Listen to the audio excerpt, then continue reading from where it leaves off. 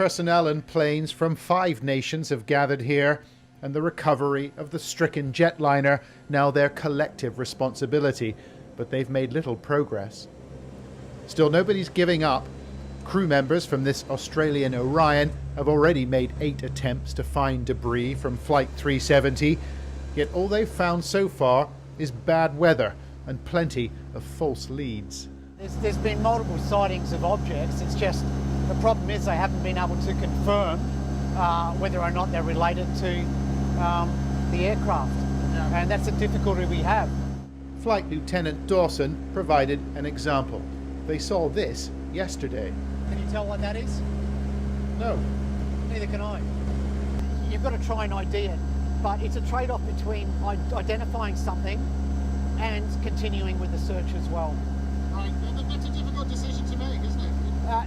It is a difficult decision, and but that's what we're paid to do. There was time for a snack, cheese and tomato toasties in the galley. There you go. Then the aircraft began its descent towards the search zone. We were assigned an area of 20,000 square nautical miles to cover, and the Orion flew up and down like a lawnmower. But the weather began to deteriorate. These are not ideal conditions to conduct a search operation.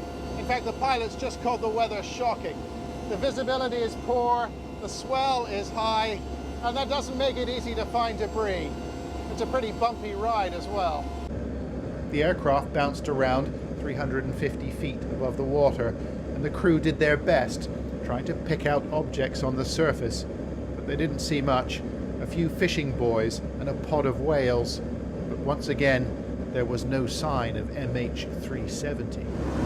Did you think personally, did you think that you would have seen something by now, like a life jacket or a suitcase?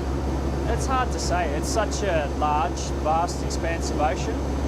Now the drift in the ocean as well, it's been several weeks, so any debris or objects could have been taken, you know, hundreds of kilometres from any potential impact site.